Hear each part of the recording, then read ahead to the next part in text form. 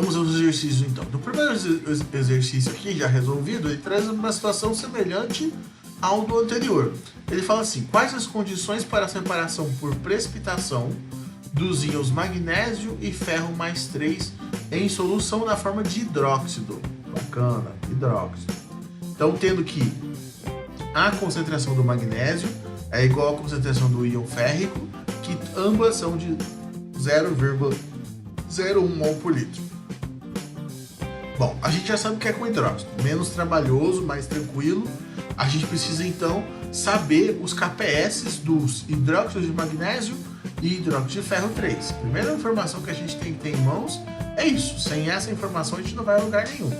Tendo essa informação em mãos, a gente vai verificar qual deles precipita primeiro. Também é interessante ter essa informação em mãos.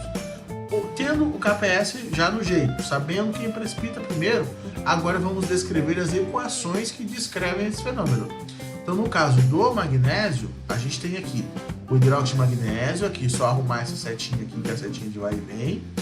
Quando estabelece o equilíbrio, a gente tem aqui, fica magnésio mais 2 e 2 mols de OH-. Então, se a gente for escrever a expressão do KPS para esse negócio aqui, a gente vai ter aqui o quê? Concentração de magnésio mais 2, vezes concentração, aqui dentro tem um 2, do OH- elevado ao quadrado. Essa é a expressão do KPS para esse cara aqui. Já a expressão do KPS para o hidróxido de ferro 3. A expressão do KPS seria a concentração de ferro mais 3 vezes, aqui dentro um 3 devido à estequiometria, OH- elevado ao cubo. Então essas seriam as expressões de KPS, como que a gente calcularia o KPS para esses caras. Essa primeira aqui tem que dar esse valor, 5,9 vezes 10 a menos 12. Essa segunda aqui tem que dar esse valor, 1,5 vezes 10 a menos 36. Só por esses valores de KPS a gente já sabe que o ferro é quem precipita primeiro. Muito depois precipita o magnésio. Então a gente já tem um monte de informação bem interessante aqui. Mesmo que a gente tenha a mesma concentração, o ferro vai sempre precipitar primeiro. Agora vem a questão do ajuste do pH, que é uma parte importante. Então a gente tem lá, como eu mesmo já disse, antecipei, a pergunta veio: quem precipitará primeiro? Olhando os KPS, a gente sabe que é o ferro. O ferro é o cara que precipita primeiro. Então, para que eu garanta que o ferro ele precipite primeiro, o valor do KPS, o valor do coeficiente reacional do hidróxido de ferro não pode chegar sequer próximo ao valor daqui do ferro. Então, o que foi feito? A gente tem que, tendo essa informação, agora a gente já sabe o valor KPS, a gente já sabe a concentração de magnésio que foi dado lá no comecinho, então relembrar que é 0,01 mol por litro. Tendo isso em mãos, a gente consegue calcular a concentração de OH-, onde daqui a gente extrai o pH. Uma segunda coisa. Então, pegando aquela expressão que era a concentração de OH-, no caso daqui, como a gente está usando do magnésio, para poder saber o pH em que isso vai dar, daria o 2 aqui dentro, elevado ao quadrado, vezes a concentração de magnésio mais 2, elevado ao quê? Se a gente chamar a concentração aqui todo mundo de S, ficaria 2S ao quadrado vezes S. Então isso aqui daria 4 S ao cubo. Então é mais ou menos o que foi feito aqui. Só que aqui no caso a gente não está interessado na concentração do magnésio, nós estamos interessados na concentração do OH-. Então a gente pegaria, vamos dar uma arrumadinha aqui para ficar mais fácil a visualização. A gente tem então que, se eu conheço o KPS, deixa eu arrumar aqui que eu apaguei. Se eu conheço o KPS, a gente tem que o KPS, a gente tem o valor, a gente tem a concentração do OH-, aqui um 2 aqui dentro, elevado ao quadrado, pá.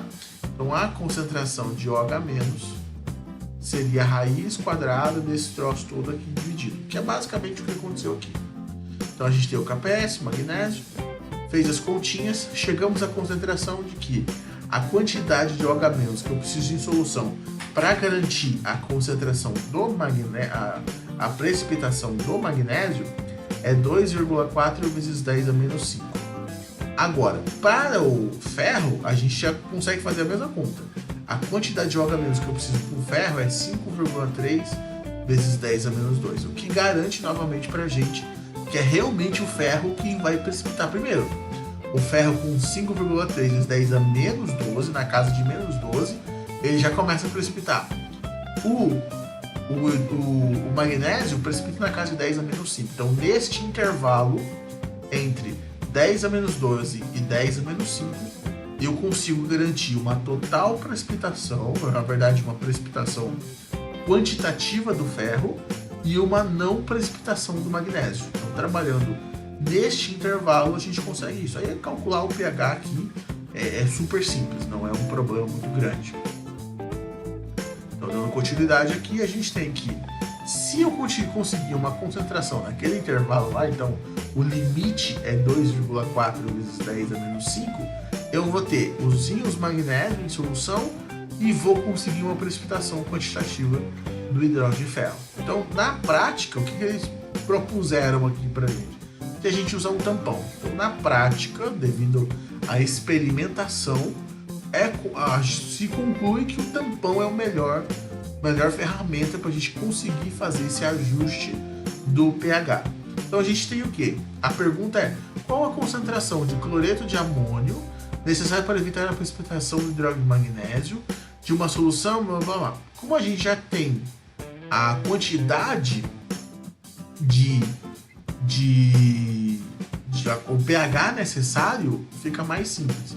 Então aqui, como a gente está trabalhando com bases, a gente vai usar a formulazinha de Reynolds-Rasebach, que é o POH é igual ao PKB mais o log da concentração do sal sobre a concentração da base. Aqui ele usou uma formulazinha diferente, mas não tem problema, a gente chegaria ao mesmo resultado. Porque a gente tem a concentração aqui no caso da base, que é o 0,1. A gente tem a concentração aqui, a gente quer a concentração do cloreto de amônio, tá ali na parte de cima. A gente tem o KB, que calcular o PKB é só tirar o menos log desse troço, então tá resolvido. E a gente tem o POH, que como a gente tem a concentração do OH-, é tirar menos log disso aqui, que a gente consegue o POH. Pega todas essas informações, coloca na fórmula e você vai chegar a esse resultado aqui. Então, bem tranquilo, bem de boa, bem fácil. Então, para eu precipitar apenas o ferro e não precipitar o hidrógeno de magnésio, sob essas condições, eu vou precisar de uma concentração de 7,5 vezes 10 a menos 2 mol por litro de cloreto de amônio, sendo que eu tenho uma concentração junto dessa para gerar o tampão de 0,1 mol por litro de amônio. Então seria dessa forma que eu chegaria. Usando a formulazinha de Reynolds-Rasebach, a gente resolve isso com extrema tranquilidade. Tá, queria um tampãozinho que ela criou daquele jeito. Segundo exercício fala o seguinte: verifique o que acontece com uma solução contendo sulfato de cobre 0,1 mol por litro e sulfato de manganês 0,1 mol por litro se a solução for acidificada até pH 0 e saturada com gás sulfídrico, ou seja, uma precipitação por sulfeto. Se adicionarmos uma solução de sulfeto de amônio até pH 10, e os produtos de solubilidade do fulano são esses daqui. Então tá. Primeira coisa, então, cheirar a expressão desse povo aqui. Sulfato de cobre e sulfato de manganês, tá aqui as equações que descrevem, tá? Estão aqui os KPS que também foram dados pra gente. A gente sabe que a quantidade de sulfeto, no caso aqui ele me deu 2 pHs. Primeiro pH, pH 0. O segundo pH, pH 10. Extremos. Então no pH 0 a gente tem o quê? Como esse pH aqui, lembrando que o pH é menos log de alguma coisa, e esse pH é, no caso na base 10, da concentração de H+, e isso aqui deu 0, se isso, para isso daqui dar 0, é só lembrar, 10 elevado a 0 é igual à concentração de H+. A gente for fazer o processo inverso aqui, 10 elevado a 0 é igual a 1. Então, essa parte da equação aqui, ela praticamente, se a gente for pensar em termos de H+, se a gente fosse colocar como H+, ele ficaria 1. Como aqui ele me diz que o pH 0, isso aqui sobe. Que não faz parte mais do meu negócio. Então, a concentração do sulfeto é dado pelo 23. Então, o P sulfeto é igual a 23. Aí aqui a gente usa uma relaçãozinha que é o quê?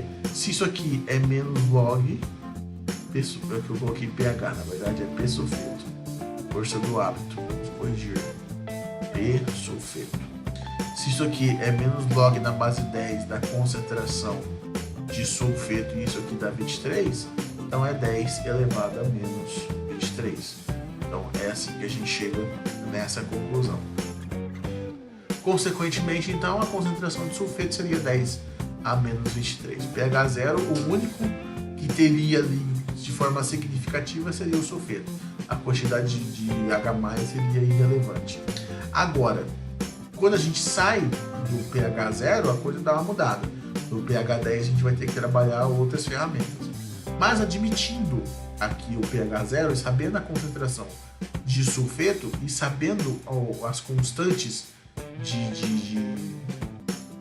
KPS, e a gente conhecendo que tanto a concentração do cobre quanto do manganês são as mesmas, 0,1, se a gente jogar aqui, esse PI que ele coloca aqui, vamos colocar aqui que é mais fácil, é a constante, o quociente reacional. Então o quociente reacional para essas condições, no primeiro dá 10 a menos 24, no segundo também, então dão os mesmos valores. Se o quociente reacional for igual ao KPS, a gente tem precipitação. Se for superior ao KPS, a gente também tem precipitação. Então, o KPS está na casa de 10 a menos 44 para o primeiro, 10 a menos 15 para o segundo. No primeiro, ele já superou faz tempo. No segundo, talvez não, porque aqui está 10 a menos 15, aqui está 10 a menos 24, falta um pouquinho para ele chegar lá. Mas o primeiro ele já passou faz muito tempo. Então, pro sulfeto de cobre, ele precipita. Pro sulfeto de manganês, ainda não, porque está na casa de 10 a menos 15, aqui está 10 a menos 24. O outro está 10 a menos 44, ele já ultrapassou há muito tempo. Então, o sulfeto de cobre, com certeza, já terá sofrido a precipitação. Então, essa conclusão que nós tivemos foi a conclusão que eles tiveram aqui embaixo. Então, sobre essas condições, a gente tem que o sulfeto de cobre precipitado, com certeza. O sulfeto de manganês ainda não foi precipitado quando a gente tem o pH 0. E no pH 10? pH 10 aí é aquele momento em que a linearidade foi embora. Então, a gente não tem ferramentas o suficiente para poder fazer os cálculos do pH 10. Pelo menos não dessa forma simplória que a gente está fazendo aqui. Vamos para o próximo. Verifique o que acontece com uma solução. Mesma situação. Se a solução for acidificada até a pH 0 e saturar com gás sulfídrico, e se adicionarmos uma solução de sulfeto de amônio até pH 10. Os produtos de hibridação são esses, bem semelhante ao que a gente já viu anteriormente. Vamos continuar olhando aqui então. Então a gente tem aqui os nossos KPS, normal, nada demais aqui. A gente tem a relaçãozinha que aqui é descrita. Então quando a gente chega no pH 10, aqui ele está admitindo que ainda funcione, mas lembrando que já não tem uma confiança muito grande nessa relação aqui, porque a linearidade é perdida no pH 8, mas ele quis admitir que funciona, então a gente segue o barco junto. Então aqui o PS é 23 menos 2 pH. O pH que ele pediu para admitir como sendo 10. Então, fazendo as continhas, ele chega à conclusão que esse PS aqui dá 4. Beleza. Então, se o PS é 4, a concentração de sulfeto é 10 a menos 4. Aí é aquele mesmo esquema. Pega a concentração de sulfeto, multiplica pela concentração de cada um dos metais, acha o coeficiente reacional e compara esse coeficiente com o KPS. Se ele for igual ou maior, até vamos colocar assim, se o coeficiente for maior ou igual ao KPS, ocorre precipitação. Então é basicamente isso que a gente vai fazer. Para o sulfeto de cobre, como aqui o valor alcançado está na casa de 10 a menos 5, a gente tem precipitação porque ele precipita lá em 10 a menos 44. Para o sulfeto de manganês, o mesmo coeficiente, só que aqui, como ele precipita em 10 a menos 15, também já superou o 10 a menos 15. Então, no pH 10, a gente tem a precipitação dos dois. No pH 0, a gente tem a precipitação apenas do sulfeto de cobre. O outro não precipita.